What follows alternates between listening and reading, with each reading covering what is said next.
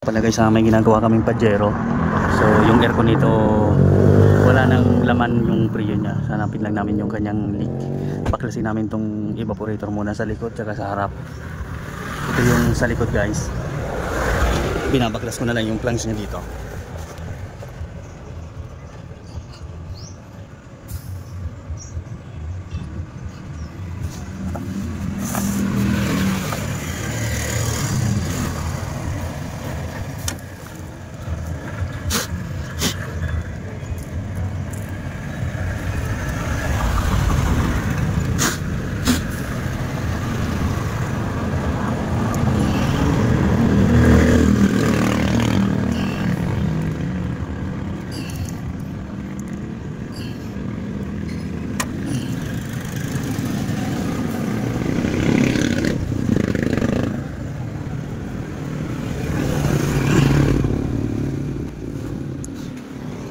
So bali baklasin namin itong evaporator niya tsaka yung kanyang itong sa likod tsaka yung sa harap. Ayun, binabaklas na rin yun. Ayun, nabaklas na nga yung ano, nabaklas na yung sa harapan. So ayun o, iligtas na lang namin to. Ito na lang din yung ano.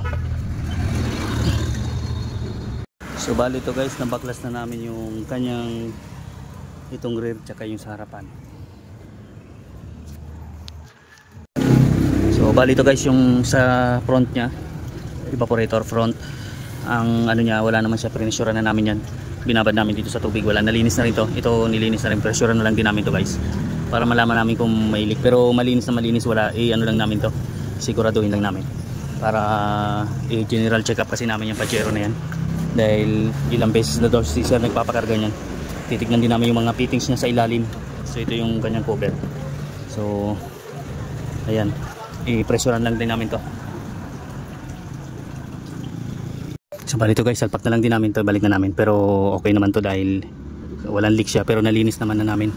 Kaya mas mabuti na itong pinaklas namin yung kanyang mga evaporator, at least na general cleaning na rin to. So bali general check up na rin talaga kasi to, dahil nga yung kanyang leak pinagawa na daw to ni sir sa iba. So pakarga lang siya ng pakarga. So di nawawala, mga ilang buwan lang, isang buwan, wala na naman. Kaya general check up namin to guys.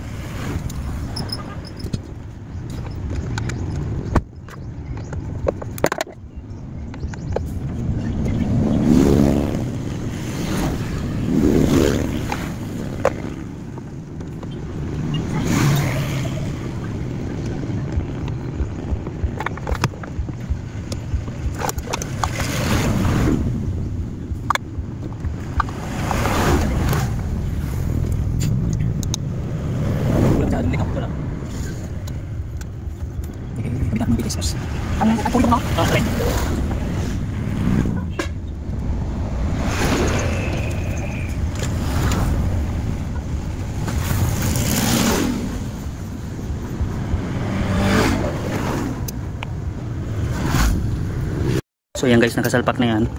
So pati yung ano, yung dun sa rear ay sa front, nakasalpak na rin yan. Okay na yan. Doon kami mag-focus sa may fittings ng flanks ng compressor. Bali ito guys, pati yung mga o-ring nito tanggalin na rin ang palitan namin pati ito. So bali ito guys, yung suction papunta doon sa compressor, tinanggalan ko na ng o-ring yan, papalitan na lang. So naubusan kami ng o-ring na ganitong size ng 5/8 saka 1/2. So bumili pa. So ito palitan na rin to. Ito yung nandito. Ito yung papunta doon sa compressor, yung pero yung sa high side na yun tanggal, palitan ko na yun.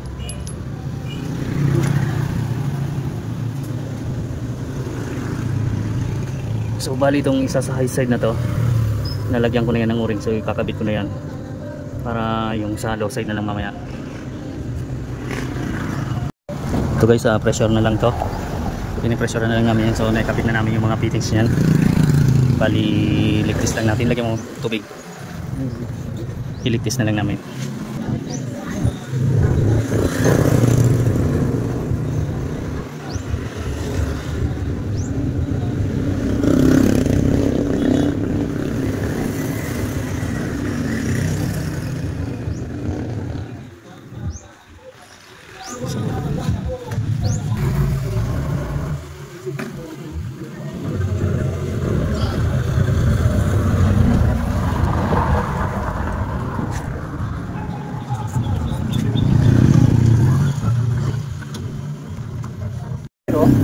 So ito guys, yung kanyang problema, yung kanyang leak niya sa compressor, dahil pinaklas namin yung ano niya, yung battery para makita talaga namin na yung sa compressor niya sa kanyang shop shelves. So orderan muna to, orderan muna to ng compressor, palitan na lang, palit ng bago ng compressor na lang, kasi shop shelves yung problema niya, yung leak. So ikabit na lang namin to. So bali to guys, baklasin ko yung kanyang compressor, papalitan namin to ng compressor. So binilan muna to, inorderan muna to ngayon sa Bacolod, tinakbuhan muna para magawa na ngayon. So baklasin ko na lang tong kanyang compressor. So ito guys, nabaklas ko na yung compressor, ayan So ang kanyang leak nandito sa shop shelves nya, dito sa loob, dito yung sa gitna ng pinaka niya shop shelves, nandito yung lumalabas yung kanyang leak. So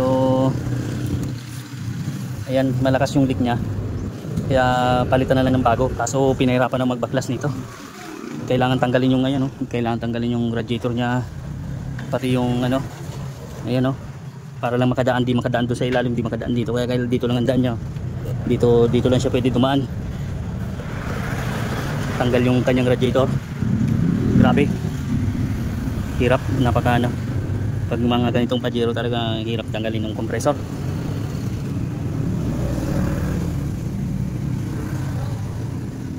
So guys, binalik ko na yung nito sa rear, yung mga sidings niya tsaka yung puwan, kinabit ko na yan. Tapos yung kanyang front nakakabit na rin to. So ito na lang din itong na lang kakabit din guys, ito. So bali mamaya na lang ito, ikabit saglit lang naman to.